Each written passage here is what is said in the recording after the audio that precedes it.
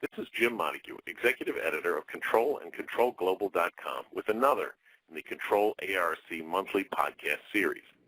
Every month we look at the issues raised in the cover story in Control magazine and flesh it out with insights from ARC's analysts. For this month, June 2012, the topic is process sustainability. With me today is John Blanchard, Principal Consultant at ARC, who specializes in consumer packaged goods and the batch processing industries, including chemical processing and all the government regulations that cover them. John, thanks for speaking with us today. I'm glad to be here.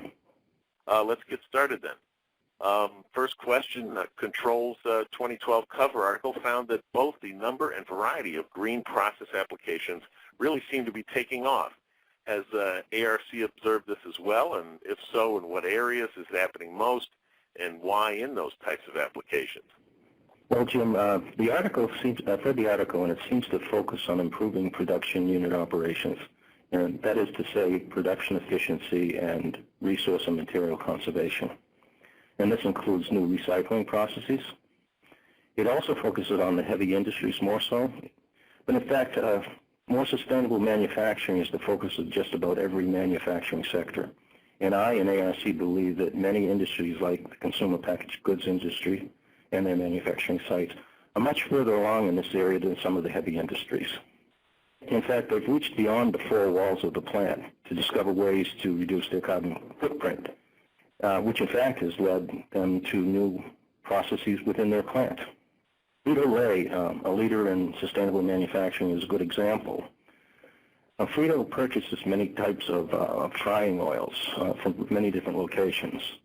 And up until recently, they would truck, say, 2 of these frying oils to one site where it would be blended. And then that blend would be trucked to another site where they pick up some more oil and that would be blended.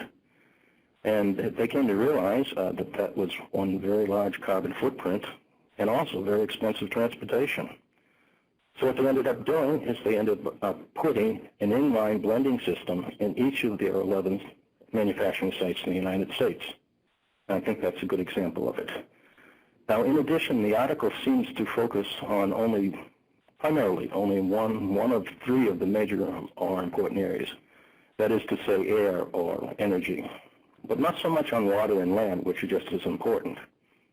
In fact, it might be argued that the water crisis that we're seeing now is actually bigger than what we call the energy air crisis. Okay, the jumping off point for sustainability is increased efficiency, of course, but where do most green efforts go from there?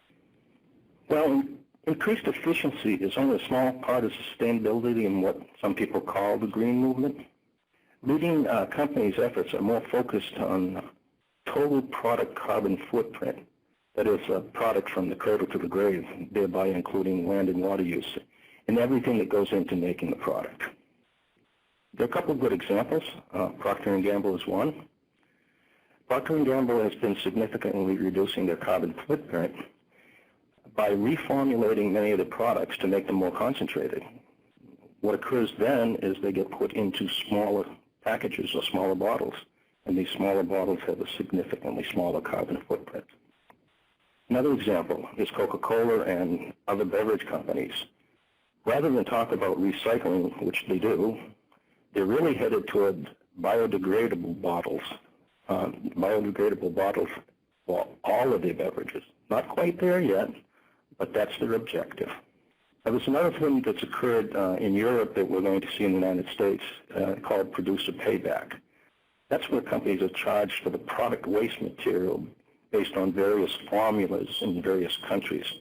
What we're really talking about mostly here is packaging. It's not just better for the environment. These formal and informal regulations are costing companies a lot of money, and the resources necessary to track their product sales by country.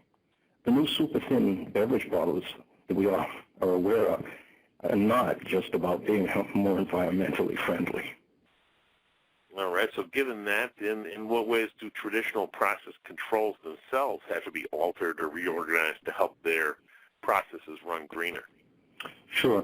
Actually, it's happening quite a bit now, and we're going to see more and more and more of it. And quite frankly, traditional process controls are simply not enough. They can't do the job. Many companies have developed and are deploying advanced process controls such as multivariate data monitoring and control, model-based control, and model-based control even in the food plant, fuzzy logic, and the soft sensor technology now approved and being used to monitor stack gas emissions. These are just some examples of the controls that are going in now. So then how can users, system integrators and process engineers also, bring these green practices into their own applications and organizations? I guess my answer will start off with limited success, because this is an organizational and cultural issue that must be sponsored by senior manufacturing enterprise executives. It's actually relatively easy to find a project, but to have it happen, to get it approved, is a whole other story. In terms of organizational structures, there's several models and there's some best practices. An example, one of the models would be a formal corporate level group that directs the various sites and what they're doing. Another is a formal plant level group that sets its own direction. Then another model would be an informal plant level model where everybody participates, brings forth ideas, some of which get approved and some of which don't get approved. In fact, in this last model, typically what you see is an exchange of information by these informal groups across plants to other plants. And there's many other versions, if you will, or iterations of this model. Some work for some companies, some others work for other companies. In terms of getting approval for a project, I think we have a very good best practice that Frito-Lay uses. They actually have a sustainability filter to screen all capital investments for environmental, social, and financial results. So they look at environmental, social, and financial. Now, successful companies have instilled a culture of sustainability into the entire organization, thereby empowering everybody as described in some of the models just discussed. And this is much like what most of us know as like the culture of continuous improvement. It is a cultural thing. All right. So given all these changes, how is process sustainability likely to evolve in the future? What trends should we be looking for, and how can we take advantage of them? Well, I think I've already discussed some of them in terms of the process controls and in terms of the models. And I've already said that basically it's already started to evolve. Let's look at this in a different way, okay? I believe and I think that many people realize that the drive toward more sustainable manufacturing fosters innovation, all types of innovation. And I think everybody realizes that innovation is the heart of remaining a successful manufacturing enterprise. So let's look at this in terms of the developing economies and the developed economies. Developed economies like the United States have significantly more resources than less developed companies, and they have significantly more in-place infrastructure in terms of manufacturing operations. Evolving economies like China and India have limited resources, such as water and energy, and these resources may actually be intermittent as much as limited.